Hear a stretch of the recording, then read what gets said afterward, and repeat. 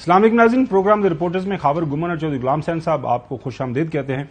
ناظرین، ہر روز ایک ایشو کے اوپر ہم بات کرتے ہیں، نہ صرف ہم پورے پاکستان کے جو مختلف ٹیلی ویژن چینلز ہیں، اخبارات کے کالمز پڑھ رہے ہیں، ایڈیٹوریلز پڑھ رہے ہیں، اس کے اوپر ایک ہی موضوع کے اوپر بات ہو رہی ہے، اور وہ موضوع کیا ہے کہ کیا ملک کے اندر جو سیاسی عدم استحکام ہے وہ اسی طرح جاری و ساری رہے گا، یا وہ مستقبل قریب کے اندر اس کے اندر کوئی خاتمہ، کوئی سٹیڈینس، کوئی کامنس آنے جا رہی ہے، کیونکہ اس کا براہ راست اثر جو ہے پاکستان کی معیشت کے اوپر ہو رہا ہے۔ ہم نے درجنوں پروگرام ناظرین آپ کے سامنے کیے ہیں، ہم نے حقائق کے ساتھ، اعداد و شمار کے ساتھ آپ کے ساتھ بات کی ہے۔ ہمارے جو دوست ممالک ہیں، چائنا ہے، سعودی عربیہ ہے، باقی پوری دنیا سے جو ہمیں میسیجز آ رہے ہیں حکومتی سطح کے اوپر، ریاستی سطح کے اوپر، کہ خدارہ ملک کے اندر جو ہے سیاسی استحکام لانے کے لیے جو بھی آپ کو کام کرنا پڑے آئین اور قانون کے مطابق وہ کریں۔ ظاہر ہے پاکستان کے اندر ایک ہی کتاب ہے، آئین پاکستان، کنسنسس ڈاکومنٹ ہے، اس کو اگر سامنے رکھیں تو اس کے مطابق طریقہ کار کیا ہے؟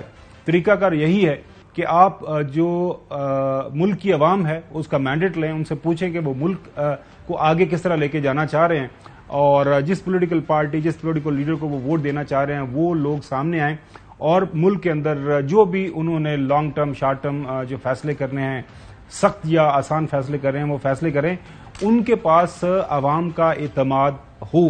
چونکہ آپ کو پتا ہے اس وقت ملک کے اندر دو بڑی سیاسی جو خاص طور پر دو بڑی جو حکومتیں ہیں، وہاں پہ ظاہر ہے جو اسمبلیز ہیں، خیبر پختونخوا اور پنجاب کی وہ تحلیل ہو چکی ہوئی ہیں، وہاں پہ اب جو ہے کیئر ٹیکرز ہیں وہ چلا رہے ہیں سارے کا سارا معاملہ۔ پارلیمان، نیشنل اسمبلی کے اندر حالات و واقعات آپ کو پتہ ہی ہے، ایک بڑی پولیٹیکل پارٹی استعفیٰ دے کے جو ہے وہ باہر آ چکی ہوئی ہے، تو لہٰذا عوام کا مینڈیٹ نہیں ہے، اور عوام کا مینڈیٹ لانے کے لیے چودھری صاحب ایک ہی رستہ ہے، وہ ہے ملک کے اندر جو انتخابات کروا دیے جائیں۔ ناظرین، پاکستان تحریک انصاف کے وہ لیڈران جو حال ہی میں ہم نے سنا، خاص طور پر وائس چیئرمین خاور گمن صاحب، جی چودھری صاحب آپ سے ایک سوال ہے ناچیز، جی پلیز۔ وہ کہہ رہے ہیں پی ڈی ایم والے، میاں شہباز شریف دی پرائم منسٹر اور ان کے ساتھی اور ان کے اتحادی، کہ جناب الیکشن کے ذریعے بھی تو یہی ہونا ہے نا، لوگوں نے ہم کو ہی دینا، اور کس کو دینا ہے؟ جتنی ہم نے خدمت کی ہے 9 اپریل لے کے آج 20 جون تک، کوئی کر سکتا ہے ملک کی کسی بھی شعبے میں، تو لہذا الیکشن کی ضرورت ہی کیا ہے؟ لیٹ اس رول، اور ٹل سچ ٹائم کہ لوگ جڑے نے باں کر اٹھڑ کے نہیں جناب ہوں سانو معاف کر دیو۔ چلیں چودھری صاحب، اتمام حجت کے لیے انتخابات تو کروانے پڑیں گے، کیونکہ آئین بہت واضح ہے، آئین کے تحت ہی آپ نے ملک کو چلانا ہے۔ اچھا ناظرین، میں جو بات کر رہا تھا وہ یہ کہ پی ٹی آئی کے وائس چیئرمین شاہ محمود قریشی صاحب، وہ پارٹی کے ان لوگوں میں سے ہیں جو کہ بات کرتے ہیں ریکنسیلیشن کی، آپ نے دیکھا ان کا لب و لہجہ بڑا تحمل والا ہوتا ہے۔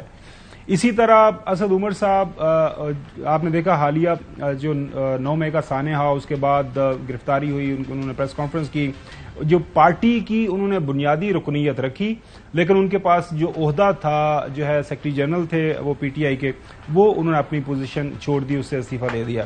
یہ وہ لوگ ہیں، اور یہ بات کر رہے تھے یہ ملک کے اندر انتخابات کے حوالے سے کہ ہمیں تمام جو سیاسی جماعتیں ہیں ان سے مل بیٹھ کے بات کرنی چاہیے۔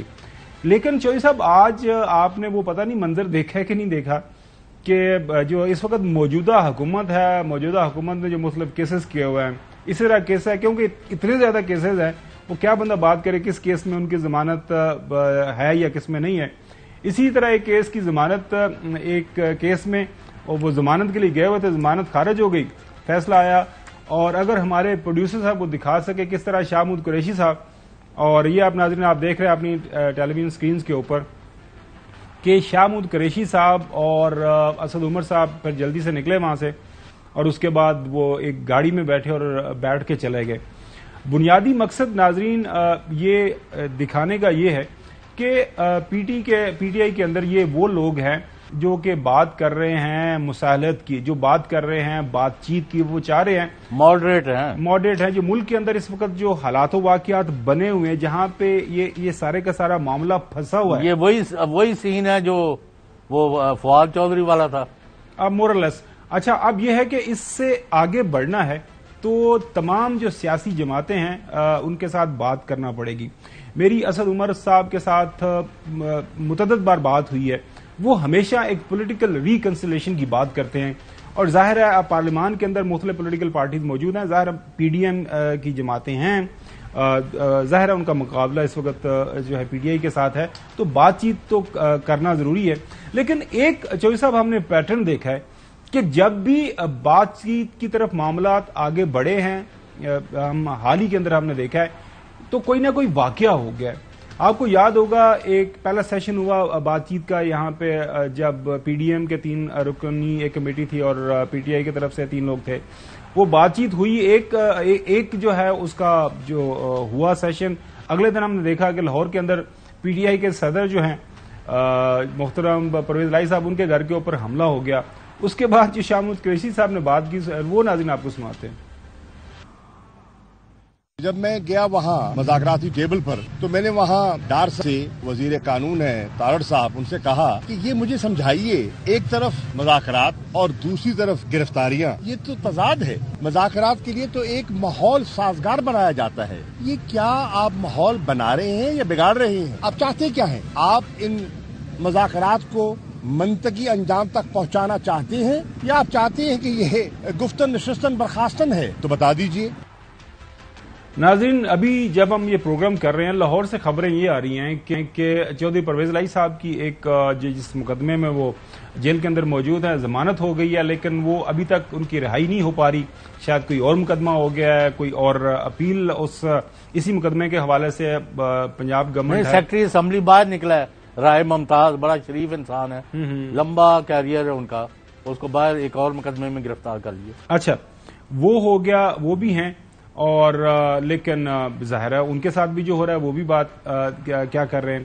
اور چودھری پرویز الہی صاحب، آپ کو یاد ہوگا میں نے اور جو ہے چودھری صاحب نے ان کا انٹرویو بھی کیا تھا چودھری پرویز الہی صاحب کا مشہور زمانہ لاہور کے اندر. وہ پہلے دن سے جب سے وہ ان کا پی ٹی آئی کے ساتھ اتحاد ہوا ہے اور اس کے بعد وہ جو اب کاف لیگ چھوڑ کے پی ٹی آئی کا حصہ بن گئے، وہ ہمیشہ سے بات یہی کر رہے ہیں کہ ہمیں بات چیت کے ساتھ کے ذریعے سے معاملات کو حل کرنا چاہیے. No, he went extra mile against PTI. supporting the ex-army chief. on a number of occasions. اور ابھی بھی ان کی جو ایک رائے ہے وہ یہی ہے کہ ملک کے اندر جو حالات و واقعات کے اندر بہتری لانے کے لیے جو تمام اطراف ہیں ان کو مل بیٹھنا چاہیے اور اس کے علاوہ کوئی آپشن نہیں ہے.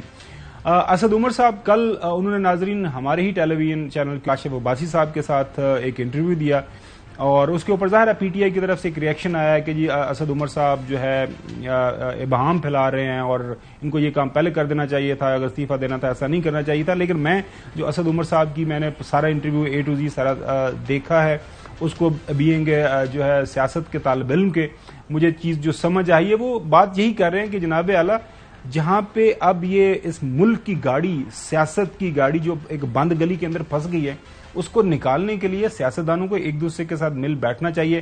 اور وہ جو ہے of the record on the record وہ ہمیشہ پی ڈی ایم کے ساتھ بات کرنے کے حق میں تھے. اور ریسنٹلی جو ان کا یہ خیال تھا کہ ہمیں جو پی ڈی ایم جو بھی تاریخ دے رہی ہے الیکشن کی، دیر یا بدیر، وہ ہمیں لے لینی چاہیے. لیکن ذرا خاور گومن صاحب، جی صاحب، ہلو، جی میں آپ اور میں we are not free agents, okay جی، مطلب ہم یہاں اس پروگرام میں جو بیٹھے ہوئے ہیں اے آر وائی نیوز کی مینجمنٹ کے ایک پلان کے تحت بیٹھے ہوئے ہیں جو میوچلی بینیفیشل ہے. ہم ان کے دیے ہوئے پروگرام اور ایجنڈے پر کام کر سکتے ہیں، اپنا ایجنڈا یا پروگرام یہاں نہیں چلا سکتے، اور you know it fully well. اب اگر پی ٹی آئی یہ سمجھتی ہے کہ اسد عمر صاحب نے ٹرانسگریس کیا ہے، ہماری لائنز کو کراس کیا ہے، اور جو وہ باتیں کی ہیں انہوں نے کل، وہ باتیں نہیں ہیں جو ہمیں قبول ہے، تو ہم کچھ نہیں کر سکتے اس میں.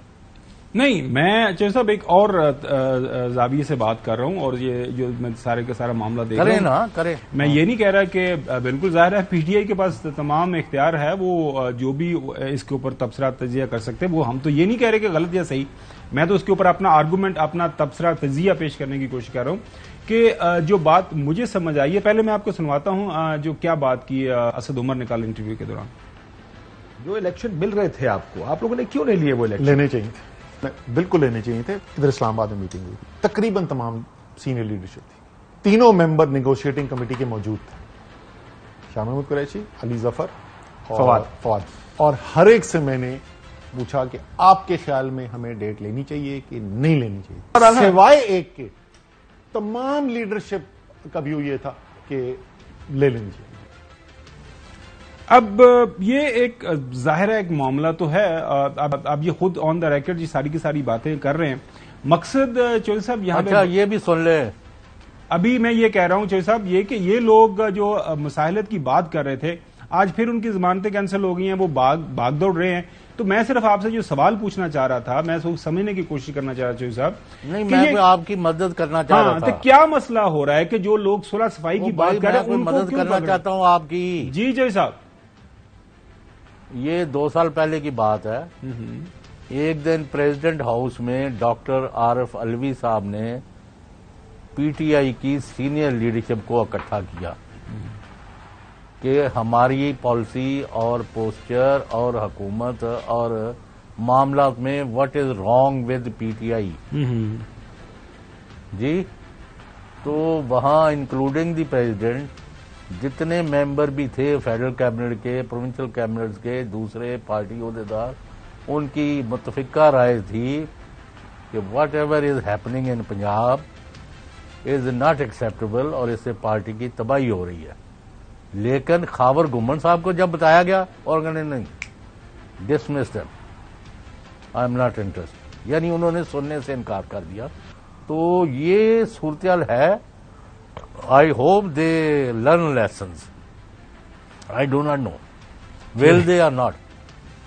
چوہدری صاحب مجھے وہ ایک سے زیادہ مواقع یاد ہیں، کیونکہ میں کسی کو اور نہیں کہہ رہا، میں نے اپنی آنکھوں سے دیکھا ہے کہ جب پی ٹی آئی کی حکومت تھی اور آپ اپنے پروگرامز کے ذریعے تو بات کر ہی رہے تھے، اور جب کبھی آپ کو موقع ملتا تھا اس وقت کے ظاہر ہے امپورٹنٹ جو پوزیشن ہولڈرز تھے ان کے سامنے آپ اور کوائٹ آفر ملتا تھا، یہ نہیں کہ مجھے نہیں کوئی مجھے کوئی گلا نہیں ہے۔ اور ایک آدھ موقع کے اوپر میں نے خود بھی سوال پوچھا تھا، میں نے کہا جی یہ پنجاب کے اندر یہ جو آپ نے وہ سائیں عثمان بزار صاحب ہیں اور وہ جس طرح انداز سے انہوں نے وہاں پہ گورننس کی، وہ ناظرین سب کے سامنے ہے، اس کے اوپر اب بندہ کیا بات کرے۔ تو مقصد ہمارا یہی کہنے کا، لیکن میں چوہدری صاحب جو سوال آپ سے میں نے کیا وہ یہ ہے کہ جب یہ لوگ اب یہ جو لوگ ہیں اب ملک کو نکالنا ہے، پی ٹی آئی ایک پولیٹیکل پارٹی ہے جو بھی ہے، ان کے ووٹر سپورٹرز ہیں، تو یہ لوگ بات کرنے کے لیے تیار ہیں، آپ بجائے ان کے ساتھ بات کرنے کے ان کی دوڑیں کیوں لگوا رہے ہیں؟ جو صاحب کر لو بیچارے نا، گل تو ان کی مسئلہ ہو رہا ہے سر۔ نہیں یہ تو تسی ہے نا، میر کیا سادہ ہیں، بیمار ہوئے جس کے سبب اسی اتار کے لونڈے سے دعا لیتے رہے۔ وہ بھائی وہ پی ڈی ایم جو ہے وہ کہتے ہیں عوام میں ہم گئے نہیں گئے، عوام میں ہماری کوئی حمایت نہیں ہے، پی ٹی آئی ہمیں ہینڈز ڈاؤن ہرا دے گی، ہم تو ایسے ہی بس مارے پھر رہے ہیں، جتنے دن لگ جائیں ڈنگ ٹپاؤ کم ہے، ایڈ ہاکزم جی۔ اور جنی دینی مطلب وہ ایک سڑک بنائی ہے 3 کلومیٹر کے 4 کلومیٹر، 4 ارب اور پتہ نہیں کتنے کروڑ اس پر لگا رہے ہیں، یہ تو ایک معمولی سی بات ہے سامنے۔ تو یہ نظر آ رہا ہے کہ یہ لوگ ان کو ستے خیرہ نے، ان کے پاس تمام they can do they can get away 100 murders and this is what they are doing for last 1 year plus 3 months. I do not buy this argument Chaudhry صاحب۔ دیکھیں آپ ایونچولی دیکھیں جو حق سچ کی بات ہے اس کو ثابت ہونا ہے۔ آپ جو ہے ایک جو پروپیگنڈے کی بنیاد کے اوپر یہ جو جس انداز سے یہ معیشت چلا رہے ہیں، وہ عام لوگوں سے چوہدری صاحب جا کے پوچھے، آپ دفتر آتے جاتے نا رستے میں میری خواہش ہے کہ وہ چلا جایا کریں، وہ کم از کم وہ جو کلمہ چوک ہے وہاں پہ رکیں، تو آپ وہی کہہ رہے ہیں جو میں کہہ رہا ہوں، جو ریڈی والے کسی سے پوچھیں اسے دعائی اس کی دعائی سنیں، میں وہی کہہ رہا ہوں اس کی دعائی سنیں کہ جناب اعلیٰ کی پا بکری ہے تھوڑے تو دستے نے۔ اچھا صاحب ساتھ ہی اس کے سٹوری اگلی وہ یہ ہے کہ اب آئی ایم ایف کا جو پیکج ہے وہ روزانہ کی بنیاد کے اوپر مختلف اس کے اوپر بیانات ہمیں سننے کو ملتے ہیں، اس میں رہ گئے ہیں 10 دن۔ اب ہمیں جو مختلف ذرائع سے دنیا جو ہمیں کہہ رہی ہے کہ ہوش کے ناخن لے لیں، ڈیفالٹ آپ کے سر پر ہے، اور خدا نخواستہ اگر ملک ڈیفالٹ کی طرف جاتا ہے تو یہ بہت تکلیف دہ مرحلہ ہوتا ہے۔ ناظرین اللہ نہ کرے پاکستان کو ایسے حالات کا سامنا کبھی بھی کرنا پڑے، اور میری تو دعا ہے، خواہش ہے، جو ڈارٹ صاحب ہے جن کو ڈارٹ ڈیزاسٹر کے نام سے ابھی حالیہ کالم بھی ایک لکھا تھا زاہد حسین صاحب نے ڈان کے اندر، وہ جس انداز سے معیشت چلا رہے ہیں، اللہ کرے کوئی ایسا چمتکار ہو جائے، کوئی 24 گھنٹے 48 گھنٹے اگلے 4-5 دن کے دوران کہ معاملات بہتری کی طرف چل جائیں اور ملک جو ہے ملک کے اندر جو ہے دودھ اور شہد کی نہریں بہنا شروع ہو جائیں. لیکن ناظرین، آپ کو یہ بلومبرگ کے اندر ایک خبر چھپی ہے. بلومبرگ دنیا کا سب سے جو ہے معتبر ایک اخبار ہے، خاص طور پر معیشت کے حوالے سے، اقتصادیات کے حوالے سے، جس کے اوپر سارے کا سارا کامنٹ ہوتا ہے. یہ ہم آپ کو ذرا پڑھ کے سناتے ہیں. وہ سٹوری کے انگریزی میں اس کا ہم نے ترجمہ کیا ہے، سنیں ذرا. اگر آئی ایم ایف گرانٹ رواں ماہ نہیں ملتی تو مالی سال 2024 میں 2.5% کے خطب سے بہت کم رہنے کی توقع ہے. اگر آئی ایم ایف جون کے آخر تک امداد فراہم نہیں کرتا تو پاکستانی معیشت کو شدید نقصان پہنچے گا. نومبر سے تعطل کا شکار I am F bailout کا دوبارہ شروع نہ ہونا مالی سال 2024 کی پہلی ششماہی میں ڈالر کی شدید قلت کا سبب بنے گا. ڈالر کی قلت معاشی مشکلات کو طویل اور ڈیفالٹ کے خطرے کو نمایاں طور پر بڑھا سکتی ہے اور اس کے نتیجے میں گروتھ ریٹ کم تر جبکہ افراط زر اور شرح سود بلند رہنے کے امکان بڑھ جائیں گے. ناظرین، آلریڈی جو ملک کے اندر مہنگائی اور افراط زر اور شرح سود کا حال ہے وہ اس وقت پاکستان کی 76 سالہ تاریخ میں سب سے زیادہ ہے. شرح سود 20% پہ ہے، مہنگائی 48% پہ ہے، افراط زر بس حساب کتاب بھی کوئی نہیں ہے. مالی سال 2024 کے آغاز میں زر مبادلہ کے ذخائر $4 ارب سے کم ہونے کے باعث ڈیفالٹ کا خطرہ بڑھ گیا ہے، کیونکہ جولائی سے دسمبر کے درمیان اس سال ناظرین پاکستان کو $4 ارب اضافی ادا کرنا ہوں گے، جنہیں رول اوور بھی نہیں کیا جا سکتا. آئی ایم ایف نے مالی سال 2024 کو بجٹ تجاویز پر تنقید کرتے ہوئے کہا ہے کہ حکومت نے ٹیکس نیٹ بڑھانے کا موقع کھو دیا ہے، جس سے ایک نقصان دہ مثال قائم ہوئی ہے. جبکہ معاشی ماہرین کے مطابق آئی ایم ایف کے پروگرام کے بغیر پاکستان کے پاس تازہ بیرونی فنڈنگ کے آپشنز نہایت محدود ہیں.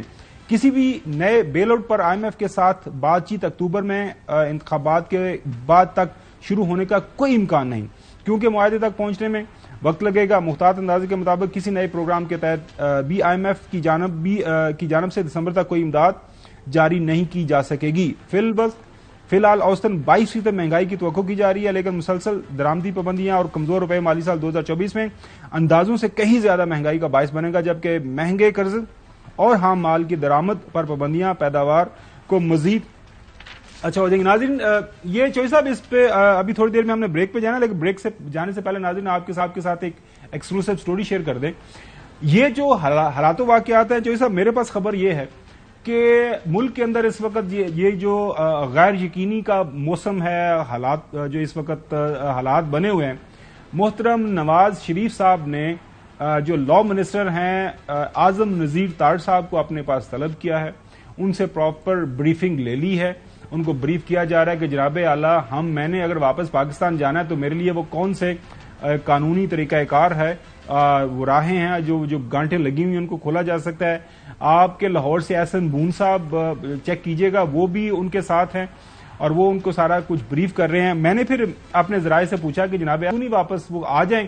انہوں نے کہا جی معاملہ اس طرح ہے کہ وہ اس وقت ان کو یہ اس بات کا یقین نہیں ہے کہ جو ہماری جو حکومت ہے پی ڈی ایم کی وہ اپنے پکے پاؤں کے اوپر کھڑی ہے، لہذا فیصلہ وہ یہ کر رہے ہیں کہ یہ حکومت جو ہے یہ جب جائے گی الیکشن کی طرف ڈیزالو ہوگا معاملہ، نئی حکومت آئے گی، اس کے بعد کوئی حالات و واقعات بنیں گے، کوئی ماحول سازگار ہوا تو پھر میں پاکستان جاؤں گا، ادروائز جو ہے مشکل ہے. اب کیا اعظم نذیر تارڑ صاحب یا باقی پارٹی کو جو خواہش کر رہے ہیں کہ وہ آ جائیں وہ ان کو مناتے ہیں یا نہیں مناتے، لیکن فی الوقت وہ راضی نہیں ہے.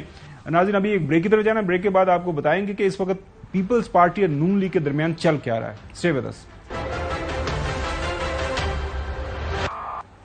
ناظرین، حکومت میں آنے سے پہلے جو ہے پی ڈی ایم کے لوگ کیا بیانات دیا کرتے تھے وہ تو ہم نے آپ کو ایک سے زیادہ دفعہ سنوائے ہیں. اب ڈاکٹر صاحب پہلے کیا بتایا کرتے تھے وہ بھی ہم آپ کو سنواتے رہے ہیں، لیکن اب جو ہے وہ معیشت کو لے کے کیا دعائیں دے رہے ہیں وہ بھی سن لیں. ہمیں پوری کوشش کرنی چاہیے کہ پاکستان میں اگر ہم چارٹ آف اکانومی ایک بنا سکتے ہیں اور وہ اس کا تاکہ قوم اس کی وٹنس ہو تو اس میس سے ہم نکلنے کی کوشش کریں جس سے ہم پھنس گئے ہیں. یہ کوگ مائر از بگر دین 98-99. یہ جو ہے تباہی یہ اس سے بہت بڑی ہے. اب ڈاکٹر صاحب ہیں وہ جو فرما رہے ہیں ہمیں ماننا پڑتا ہے، لیکن ساتھ ساتھ میں ہمارے جو محترم پرائم منسٹر صاحب ہیں وہ جب سے حکومت میں آئے ہیں وہ قرضوں کے حوالے سے کیا بیانات دیتے رہے ہیں وہ بھی ہم نے ایک مونٹاج تیار کیا ہے، آپ کو گوشت گزار کرتے ہیں. ہم ادھر دیکھتے ہیں تو قرضہ، ادھر دیکھتے ہیں تو قرضہ، ادھر دیکھتے ہیں قرضہ، پیچھے دیکھتے ہیں قرضہ. آج ہم کسی دوست ملک میں جاتے ہیں تو وہ کہتے ہیں یہ آئے ہیں مانگنے کے لیے. ٹیلی فون کسی کو کرتے ہیں تو وہ سمجھتے ہیں یہ مانگیں گے ہم سے. میں سعودی عرب سے ہو کے آیا ہوں، میں یو اے کے ہو کے، ابھی میں ترکی ہو کے آیا ہوں، اور میں نے ان بھائیوں کو کہا کہ آپ ہمارے بڑے عظیم بھائی ہیں، ہمیشہ آپ نے ہماری مدد کی. اور میں نے یہی کہا جب میں آیا ہوں تو آپ سمجھیں گے شاید یہ مانگنے آیا ہے. میں مانگنے نہیں آیا لیکن مجبوری ہے. میں ابھی یو اے سے ہو کے آیا ہوں، وہاں پر یو اے کے جو صدر ہیں محمد بن زائد، کہ میں آپ سے ہر دفعہ آتا ہوں، کوئی اور آتا ہے تو آپ کہتے تو نہیں، لیکن دل کے اندر تو آپ سمجھتے ہوں گے یہ پیسے مانگنے آ گئے ہیں. اور وہ دوست جو پاکستان کے بہت قابل اعتبار دوست ہیں، وہ بھی کہتے تو نہیں، لیکن آپ چہروں سے جان سکتے ہیں کہ وہ کہتے ہیں کہ آپ نے کب تک قرضے لینے ہیں. اب کیا کریں، پرائم منسٹر صاحب یہ فرما رہے ہیں اور ٹھیک ہی فرما رہے ہیں، اس میں کوئی دو رائے نہیں ہے. لیکن خرم دستگیر صاحب صاحب چونکہ وہ باہر کے پڑے ہوئے ہیں، وہ انہوں نے ایک بڑی پتہ کی بات کی ہے. وہ کیا کہہ رہے ہیں یہ بھی سن لیں. 14 مہینے سے حکومت بدلنے کے باوجود ہمارے دوست حکومت پاکستان، کوئی سیاسی جماعت نہیں، حکومت پاکستان پر مکمل اعتبار کرنے کے لیے تیار نہیں، سپورٹ کرنے کے لیے جس قسم کی چاہیے تیار نہیں ہے. اچھا جوئی صاحب، یہ جو بات کر رہے ہیں نا، کوئی سیاسی جماعت نہیں، حکومت پاکستان، تو جو تھوڑی بہت پولیٹیکل سائنس مجھے آتی ہے، حکومت تو ایک پولیٹیکل پارٹی بناتی ہے نا. اس وقت جو حکومت ہے وہ اس کا شمار ہوتا ہے یہ تمام جو پی ڈی ایم کی لیڈرشپ ہے، تمام پی ڈی ایم کے جو لیڈران ہیں وہ ہے، ان کے خانوادے مختلف پوزیشنز کے اوپر بیٹھے ہوئے ہیں. ابھی جو آپ نے ذکر بھی کیا، تو حکومت ہے اور پولیٹیکل پارٹیز ہیں، اور پولیٹیکل پارٹیز ہی حکومت کو ریپرزینٹ کرتی ہیں. کیا کہیں گے؟ نہیں، وہ تو اب کچھ تو انہوں نے کہنا ہے نا، ورنہ فرام ڈے ون ان کی پوزیشن کوئی نہیں ہے، نہ یہ ان کی پرفارمنس ہے کوئی، نہ کوئی پلان تھا، نہ کوئی مینیفیسٹو ہے، نہ کوئی ایجنڈا ہے. صرف اپنے کیسز ختم کرا لیں، وہ کرا لیے.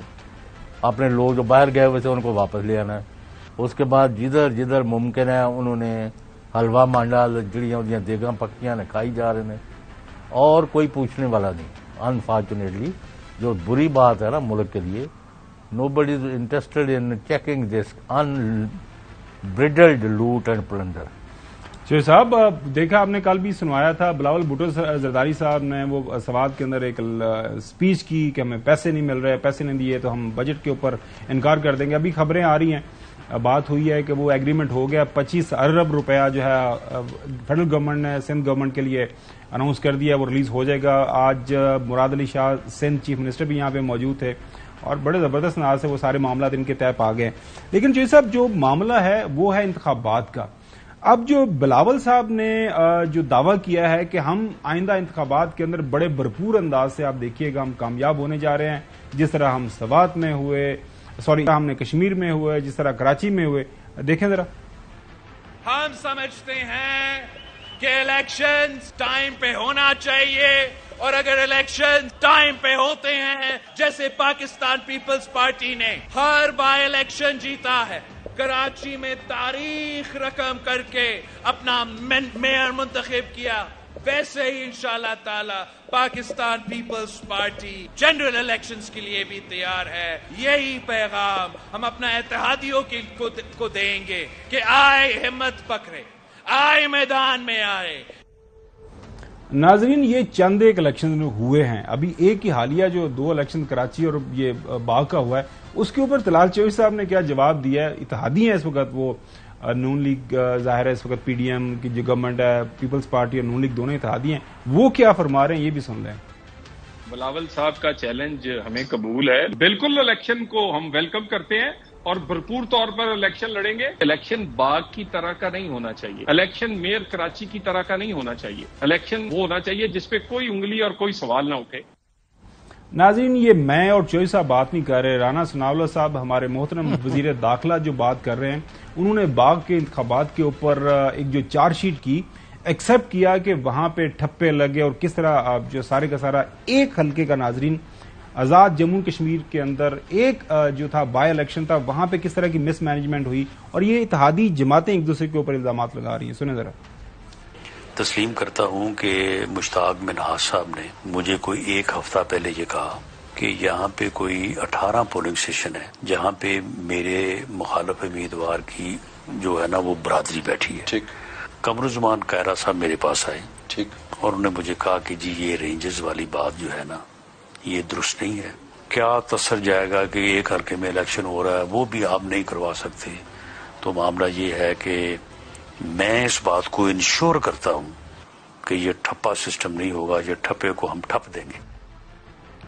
اب اس کے بعد جو ہے جب ٹھپا نہیں ٹھپا گیا تو پھر رانا ثناءاللہ صاحب کتنی کہ معصومیت کے اندر انہوں نے یہ بات کی, یہ بھی سن لیں. یہ معاملہ جو ہے یہ کائرہ صاحب کے لیے جو ہے وہ باعث تشویش ہونا چاہیے کہ وہاں پہ ان جو 18 یا 11 شاید 11 پولنگ اسٹیشن جو وہاں پہ 95% ووٹ پڑا ہے, باقی سارے حلقے میں جو ہے وہ 40% اور 43%. تو یہ 97% پھر کیسے ہے؟ جو صاحب یہ تیاریاں تو بڑی زبردست ہیں. ہاں وہ میں کہہ رہا تیاریاں تو بڑی زبردست ہیں. وہ خاور صاحب پرائم منسٹر نے اپنے لوگوں کو منع کر دیا ہے مسلم لیگ این کو کہ وہ پی ایم ایل این پر حملے نہ کریں.